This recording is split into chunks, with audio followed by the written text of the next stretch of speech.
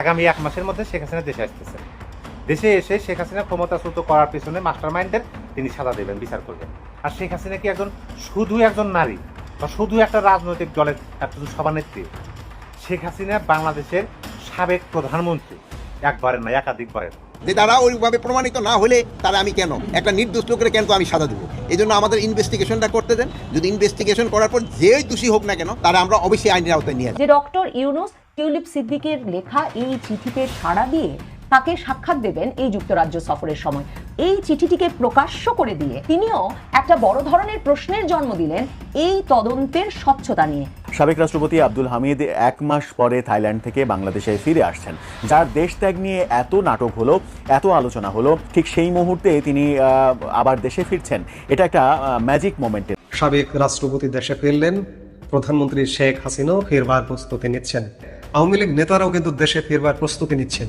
প্রধানমন্ত্রী শেখ হাসিনা, আমি প্রধানমন্ত্রী বলতে চাই, তিনি পদত্যাগ করেননি। প্রধানমন্ত্রী শেখ হাসিনাও দেশে ফেরবার প্রস্তুতি নিচ্ছেন। কি করবেন? মসনদ সামলে রাখতে পারবেন? 1 মাসের মধ্যেই দেশে ফিরবেন শেখ হাসিনা। দক্ষিণ পূর্ব এশিয়া অঞ্চলের আঞ্চলিক পরিচালক সাইমা ওয়াজেদকে বলতে শোনা যায়, 1 মাসের মধ্যে আমার মা বাংলাদেশে আপনাদের মাঝে ফির। নমস্কার। আজকে যে আপনারা বিশেষ যে ভিডিওর পার্টগুলো আপনারা দেখলেন, বাংলাদেশের রাজনীতি, দুর্নীতি আর ধ্বংসর যেরকম পরিস্থিতি থমথমে হয়ে আছে, সেই বার্তার ভিডিওগুলো আপনারা যে এখন দেখে নিয়েছেন কিছুটা পার্ট, তো সেই বিষয় নিয়ে আমি আপনাদেরকে কথা বলবো। তো ভিডিওটা স্কিপ না করে পুরো ভিডিওটা মনোযোগ সহকারে আপনারা দেখতে থাকুন, তাহলে বুঝতে পারবেন আসলে ভিডিওর পার্টগুলো কোন দিকে ইঙ্গিত করছে। আর একটা কথা আপনাদেরকে বলবো, এই চ্যানেলটাকে সাবস্ক্রাইব করে এই চ্যানেলের সাথে থাকবেন। তো চলুন বেশি কথা না বলে আপনাদেরকে আমি মূল ভিডিওর বিশেষ যে অংশগুলো বাকি আছে সেইগুলো আপনাদের সামনে রাখছি। চলুন। শেখ হাসিনা কন্যা পুতুল, তার বিষয়ে কিন্তু আমরা আমার বেশি সবাই জানি। তিনি বিশ্ব স্বাস্থ্য সংস্থা দক্ষিণ এশিয়ার প্রধান। তিনি ভালোভাবে সুনামের সহিত কাজ করতেছেন। তার একটা ভিডিও ক্লিপ সোশ্যাল মিডিয়াতে ভুলভাবে উপস্থাপন করা হয়েছে এবং ব্যাপকভাবে সরে দেওয়া হয়েছে। তার একটা ভিডিও ছোট্ট ক্লিপ পোস্ট দিচ্ছে, আপলোড দিচ্ছে, এবং ওই যে ভিডিওর উপরে যে টাইটেল লেখে সেই টাইটেলে তিনি লিখে দিচ্ছেন, যারা এই সমস্ত মিথ্যাচার ছড়াই দিচ্ছেন তারা লিখে দিচ্ছেন যে আগামী 1 মাসের মধ্যে শেখ হাসিনা দেশে আসতেছেন। দেশে এসে শেখ হাসিনা ক্ষমতাচ্যুত করার পেছনে মাস্টারমাইন্ডদের তিনি সাজা দেবেন, বিচার করবেন। এই ধরনের একটা মিথ্যাচার, মানে কিংবা ডাহা মিথ্যা তথ্য তারা প্রচার করতেছে ওইটা বোধহয় কাজে লাগানোর জন্য। এইটা দেখা আর ভিডিওতে তো দেখবো যে এটা তো শেখ হাসিনার কন্যায়, এটা তো পুতুলি, এবং ইংরেজি ভাষা তো আমরা সাধারণত সেরকম বুঝি না। আর অনেকে বুঝতে কিন্তু আমাদের মধ্যে অলসতাটা অনেক বেশি। আমরা সত্য মিথ্যা যাচাই করতে চাই না। আমরা জাস্ট হ্যাঁ দেখলাম একটা জিনিস, একটা কথা শুনলাম, আমরা ওটাই বিশ্বাস করতে পছন্দ করি। আমাদের গুগল করবো বা একটু খোঁজ খবর নিয়ে দেখবো, নেটেই খোঁজ খবর নিয়ে দেখবো যে আসলে সত্য মিথ্যা কি, সেটা আমরা অনেকেই বিশ্বাস করে ফেলি। আমার তো মনে হয় যারা এই ধরনের মিথ্যাচার ছড়ায় তারা যে শুধু আওয়ামী লীগের নেতাকর্মীদেরকে বিপদগ্রস্ত করার জন্য এগুলো করে তা না। আমার মনে হয় যে তারা বাংলাদেশকে বিপদগ্রস্ত করার জন্য এই কাজগুলো করে। দেখেন এত বড় একটা ঘটনা, আর প্রথমেই বলে দিই এটা কিন্তু মিথ্যা। রুমার স্ক্যানার কিন্তু অলরেডি বলে দিচ্ছেন যে এটা ওই বিশ্ব স্বাস্থ্য সংস্থারই একটা মিটিংয়ে তিনি বক্তব্য দিচ্ছেন, সেই বক্তব্য কাটিং করে ভুলভাবে উপস্থাপন করে মিথ্যা ছড়াইতেছে। এটা কিন্তু পরিষ্কার। এই ধরনের মিথ্যা তথ্য কেউ নজরেই নেবেন না, কেউ ব্রেনে নেবেন না, কারণ এগুলো কিন্তু তারা ওই ম্যাটিকুলারভাবে হয়তো করতে পারে, কারণ তারা বিদেশের মাটিতে থেকে এগুলো করে। দেশের মাটিতে তাদের হাত হয় নাই, কান হয় নাই, বিভিন্ন আকাম কুকাম করতে করে বিদেশের মাটিতে চলে গেছে, গিয়ে এখন বিভিন্ন মিথ্যাচার ছড়াইতেছে। এবং তারা আওয়ামী লীগের নেতাকর্মীদেরকে বিপদগ্রস্ত করার জন্য এবং এর সাথে সাথে দেশকে বিপদগ্রস্ত করার চেষ্টা পায় তারা করতেছে। এটা বিভিন্নভাবে প্রমাণিত। আর এত বড় ঘটনা আপনি একটু ওটা প্রমাণের আপনার দিকে যাওয়ার আপনি একটু লজিক দেন, একটু যৌক্তিকতা তুলে ধরেন যে এত বড় একটা ঘটনা আপনি কী ভাবছেন? শেখ হাসিনা কি একজন সাধারণ মানুষ? আর শেখ হাসিনা কি শুধু একজন নারী বা শুধু একটা রাজনৈতিক দলের একজন সভানেত্রী?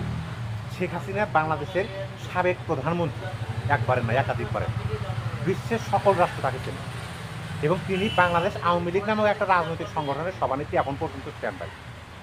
তিনি যেভাবে ক্ষমতাচ্যুত হলেন সারা বিশ্ব তোলপাড় হয়ে গেছে। আবার তিনি যদি এইভাবে আগামী 1 মাসের মধ্যে দেশে আসবেন, আওয়ামী লীগের ঊর্ধ্বতন নেতাকর্মীরা জানে না, আওয়ামী লীগের ভেরিফাইড ফেসবুক পেজে কোনো পোস্ট নাই, ইউটিউবে কোনো পোস্ট নাই, আওয়ামী লীগের বড় বড় নেতারা এখন সোশ্যাল মিডিয়া বা বিভিন্ন বিদেশি গণমাধ্যমে যে সাক্ষাৎকার দিচ্ছেন তাদের কোনো কথা নাই যে আগামী 1 মাসের মধ্যে দেশে দেখবেন। অথচ ওই সমস্ত প্রোপাগান্ডা মেশিনেরা জানে।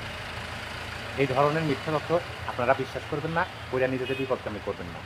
এবং এইটা কিন্তু অনেক বাংলাদেশের মূলধারার গণমাধ্যম তারাও প্রচার করতেছেন যে এগুলো হচ্ছে মিথ্যা তথ্য। এই মিথ্যা তথ্যকে বিশ্বাস করবেন না। আপনারা এই যে অল্প কয়েকজন ভাই আছেন একই গোত্রের কিন্তু সবাই আপনাদের ধরেন নিয়ন্ত্রণ করতে কীরকম ঝামেলা হয়ে যাচ্ছে। এরকম পুরা দেশের 18 কোটি মানুষকে নিয়ন্ত্রণ করা যে আইন শৃঙ্খলাতে কত ধরনের কষ্ট, এটা আপনাকে দিয়ে আপনারা কিন্তু প্রমাণ করেন। এই জন্য আপনার অনুরোধ করবো, মানে আপনারা যে কষ্ট করে আসছেন, এবং এই জন্য আমি আপনাদের অনেক ধন্যবাদ দিই। আপনারা সবসময় খুব ভালো সংবাদ পরিবেশন করেন, এই জন্য আমি আপনাদের ধন্যবাদ দিই। আমি আপনাদের এবং আপনাদের পরিবারের সবাই আমার ঈদের শুভেচ্ছা। আমার কাছে আমার প্রত্যাশা এই পর্যন্ত পূরণ হয়েছে, এই জন্য আমি এরকম কোনো বড় ধরনের কোনো রিপোর্ট আমি পাই নাই। হ্যাঁ, রাস্তাঘাটে তো 2-1 অ্যাক্সিডেন্ট হয়েছে, এটা তো আমি না করবো না, কিন্তু ওই ধরনের কোনো বড় ধরনের কোনো ঘটনা ঘটেন 2-1 ছোটোখাটো চুরি আমি এইগুলি তো হচ্ছে, এটা না, বাট বড় ধরনের। এই জন্য আমি মোটামুটিভাবে খুশি, যেমন আপনারাও খুশি, আমিও খুশি। এখন লোক শোনা আপনারা বলছেন যে অনেক মামলাগুলি আছে, যে কিছু কিছু মামলাগুলি ইনভেস্টিগেশন হয় নাই। ইনভেস্টিগেশন হওয়ার পরে যে দোষী হবে তার আইনের আওতায় নেওয়া হবে। কথা শেষ করতে দেন ভাই, মাঝখানে কথা বলতে কথা বলা যায় না। আপনারাই কিন্তু সবসময় বলছেন নির্দোষীরা যেন কোনো অবস্থায় সাজা না পায়, এই জন্য আমাদের ইনভেস্টিগেশনটা করতে দেন। যদি ইনভেস্টিগেশন করার পর যেই দোষী হোক না কেন, কাউরই আইনের বাইরে থাকা হবে না, তারা আমরা অবশ্যই আইনের আওতায় নিয়ে যাবো। এটা তো আপনারই আমাকে রিকোয়েস্ট করছেন, বলে আপনারই বলেন নাই ভাই, হাসতেছেন তো, বলেন আপনারই বলছেন, আপনাদের কথাই তো আমি রাখতেছি যে তারা ওইভাবে প্রমাণিত না হলে তারা আমি কেন একটা নির্দোষ লোকের কেন আমি সাজা দেবো, কিন্তু একটা নির্দোষ লোকের আমি কেন সাজা দেবো? একটা আর ভাই শেষ করতে দেন, একটা দোষী যে হবে তারা আমরা শাস্তি দেবো। এখন এদের ক্ষেত্রে একটা কিশোরগঞ্জে এদের ক্ষেত্রে ধরেন একটা উপদেষ্টাদের একটা 3 জনের একটা কমিটি হয়েছে, ওনাদের একটা রিকমেন্ডেশন দিছে। ওই রিকমেন্ডেশনটা পাওয়ার পরে ওনাদের যদি দোষী হয় ওনাদের ব্যবস্থা না হবে, যদি দোষী না হয় ওনাদের আবার যার জায়গায় ফেরত আসবে। আর কোনো কিছু আপনারা দোয়া করেন, ভালো থাকেন। আমি সাবেক রাষ্ট্রপতি দেশে ফিরলেন, প্রধানমন্ত্রী শেখ হাসিনাও ফেরবার প্রস্তুতি নিচ্ছেন। সাবেক রাষ্ট্রপতি আব্দুল হামিদ গত 8 মে তিনি গুরুতর অসুস্থ হয়ে চিকিৎসার জন্য গিয়েছিলেন। রাষ্ট্রপতি আব্দুল হামিদ দেশে ফিরে এসেছেন, এখন সরকার কি করবে? সে সময় তিনি যখন চিকিৎসার জন্য বিদেশে গেলেন তখন বেশ তো নাটক হলো। তিনি যে চিকিৎসার জন্য বিদেশে গেছেন এবং তিনি যথাসময়ে চিকিৎসা শেষে দেশে ফিরবেন, এটি তার ছোট ছেলে ফেসবুক স্ট্যাটাস দিয়েও জানিয়ে দিয়েছিল কিন্তু। এবং তিনি সাবেক রাষ্ট্রপতি আব্দুল হামিদ কথা রাখলেন, 31 দিনের চিকিৎসা শেষে তিনি দেশে ফিরেছেন। এখন সরকারের স্ট্র্যাটেজি কি হবে? আব্দুল হামিদের নামে কিশোরগঞ্জে একটি মিথ্যা হয়রানিমূলক হত্যা মামলা আছে। এই মামলার কারণেই তার বিদেশ যাওয়া নিয়ে সেই সময় প্রশ্ন উঠেছিল। আব্দুল হামিদ, যেটি জানা যাচ্ছে যে তিনি গ্রেপ্তার হবারও প্রস্তুতি নিয়ে এসেছেন। এই যে গুরুতর একজন অসুস্থ মুমূর্ষু একজন রোগীকে ইউনূস সরকারকে অ্যারেস্ট করবেন, দেখি করুন, কেমন পারেন। আপনারা যত নাটক করবেন, যত জল ঘোলা করবেন, তত আপনাদের বিপদ সামনে আরও বেশি করে আসবে। আমি যেটি বলছিলাম যে রাষ্ট্রপতি আব্দুল হামিদ দেশে ফিরেছেন, একই সাথে আওয়ামী লীগ নেতারাও কিন্তু দেশে ফিরবার প্রস্তুতি নিচ্ছেন। প্রধানমন্ত্রী শেখ হাসিনা, আমি প্রধানমন্ত্রী বলতে চাই, তিনি পদত্যাগ করেননি। প্রধানমন্ত্রী শেখ হাসিনাও দেশে ফেরবার প্রস্তুতি নিচ্ছেন। কি করবেন? মসনদ সামলে রাখতে পারবেন? ইতিমধ্যে তো আওয়ামী লীগ নেতাকর্মী নিরীহ মানুষের প্রায় 3.5 লক্ষ মানুষকে গ্রেপ্তার করেছেন। বাংলাদেশের জেলের ধারণ ক্ষমতা মাত্র 42,000, সেখানে হয়তো গাদাগাদি করে সর্বোচ্চ 1 লাখ রাখা যায়, কিন্তু আপনার এই 3.5 লক্ষ মানুষকে, পুরো বাংলাদেশকে একটা জেলখানা, পুরো বাংলাদেশকে অবরুদ্ধ করে এই 3.5 লক্ষ মানুষকে কোথায় রেখেছেন? আমরা একটু দেখতে চাই যে সাবেক রাষ্ট্রপতি আব্দুল হামিদকে আপনারা অ্যারেস্ট করেছেন, আওয়ামী লীগ নেতারা একে একে দেশে ফিরছেন, ফেরবার প্রস্তুতি নিচ্ছেন, তাদেরকে অ্যারেস্ট করবেন, প্রধানমন্ত্রী শেখ হাসিনাকে অ্যারেস্ট করবেন। সেই প্রস্তুতি আছে? সেই গ্রেপ্তারটা করতে পারবেন? গ্রেপ্তার করে কি মসনদটা ধরে রাখতে পারবেন? আপনারা যে স্বপ্ন দেখছেন, ডক্টর মোহাম্মদ ইউনূস স্বপ্ন দেখছেন, যার কারণে আমরা বিভিন্ন জায়গায় এত ব্যর্থতার ফলেও শুনতে পাই ভাড়া করা লোক দিয়ে যে 5 বছর। এই যে পরশুদিন এদের মাঠেও কিছু ভাড়া করা লোককে এনে সামনে দিয়ে তাদের কণ্ঠ বলা হচ্ছে যে আপনি কারো কথা শুনবেন না, আপনি 5 বছর চালিয়ে যান। 5 বছরের কথা কে বলে? বাংলাদেশের কোনো বিবেকবান মানুষ বলবে 5 বছরের কথা?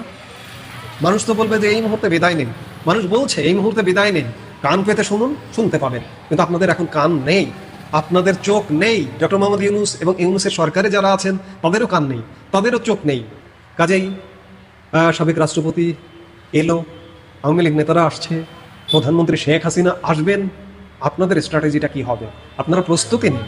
আপনাদের কি এই প্রস্তুতি আছে যে এতগুলো নেতাকর্মীকে 3.5 লক্ষ গ্রেপ্তার করেছেন, আরও নেতাকর্মীকে গ্রেপ্তার করবার মতো অবস্থা আছে?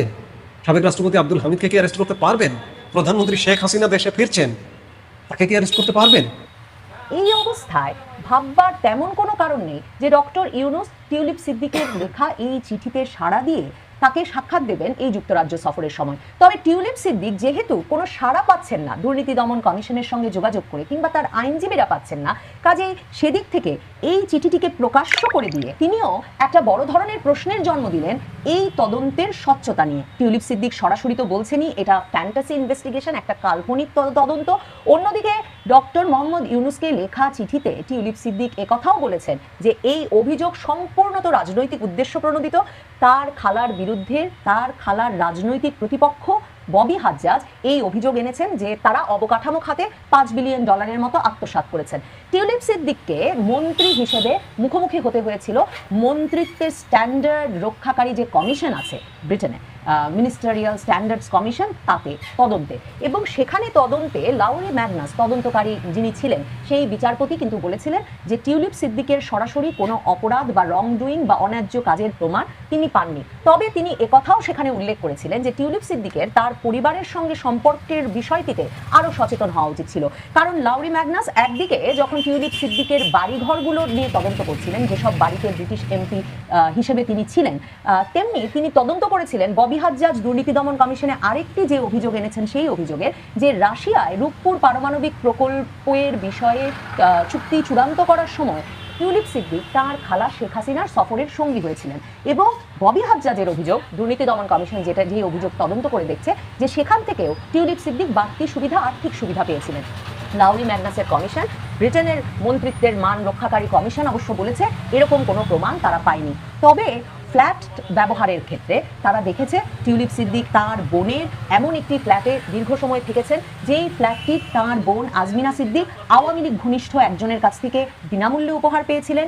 এরপর টিউলিপ সিদ্দিক কিংস ক্রসে একটা ফ্ল্যাটে দীর্ঘ সময় থাকতেন, যেই ফ্ল্যাটটি আবার তার বাবা মা অর্থাৎ শেখ রেহানা এবং টিউলিপ সিদ্দিকের বাবা এরা দুজন পেয়েছিলেন আওয়ামী লীগ ঘনিষ্ঠ আরেক নেতার কাছ থেকে। এমনকি 2024 সালে যখন টিউলিপ সিদ্দিক জুলাই মাসে আবারও এমপি নির্বাচিত হন এবং পরে মন্ত্রিত্ব পান, তখনও যেই বাড়িটিতে তিনি থাকছিলেন সেই বাড়িটিতে ভাড়া দিয়ে থাকলেও সেটিও আওয়ামী লীগ ঘনিষ্ঠ আরেক ধনাঢ্য ব্যবসায়ীর বলে জানতে পারে এই তদন্তকারী ব্যক্তি। তখন লাউরি ম্যাগনাস বলেছিলেন যে টিউলিপ সিদ্দিক তার বাড়িতে থাকার বিষয়ে এবং কোন বাড়ি থেকে কেমন আয় হচ্ছে সেসব বিষয়ে ইনভার্টেন্টলি মিসলিড করেছেন, অর্থাৎ অনিচ্ছাকৃতভাবে হয়তো জনগণকে ভুল বুঝিয়ে থাকতে পারেন। এই সব নিয়ে অস্বস্তি এবং তদন্তের মধ্যে টিউলিপ সিদ্দিককে গত জানুয়ারিতে তার মন্ত্রিত্ব ছাড়তে হয় এবং তখনও কিয়ার স্টারমার ব্রিটিশ প্রধানমন্ত্রী তাকে বলেছিলেন যে তার জন্য আবারও মন্ত্রিসভায় যোগ দেওয়ার দুয়ার সবসময় খোলা থাকবে এবং তিনি শেষ পর্যন্ত টিউলিপ সিদ্দিককে সমর্থন জানিয়ে দিয়েছিলেন। এখন দেখা যাক ডক্টর মোহাম্মদ ইউনূস টিউলিপ সিদ্দিকির সঙ্গে দেখা করেন কিনা, দেখা যাক ক্ষমতাসীন লেবার পার্টির তরফে ব্রিটিশ এমপি টিউলিপ সিদ্দিককে ততটা সহায়তা করা হয় কিনা বা ততটা সমর্থন জানানো হয় কিনা যেই ইঙ্গিতে বা যেই অনুরোধে ডক্টর মোহাম্মদ ইউনূস শেখ হাসিনা পরিবারের এই ব্রিটিশ এমপির সঙ্গে সাক্ষাতে রাজি হবেন, কিংবা টিউলিপ সিদ্দিক হয়তো শুধু এটুকুই চাইছেন যে তার আইনজীবীদের সঙ্গে দুর্নীতি দমন কমিশনের একটা আইনি সম্পর্ক তৈরি হোক এই প্রকাশ্য চিঠির মাধ্যমে।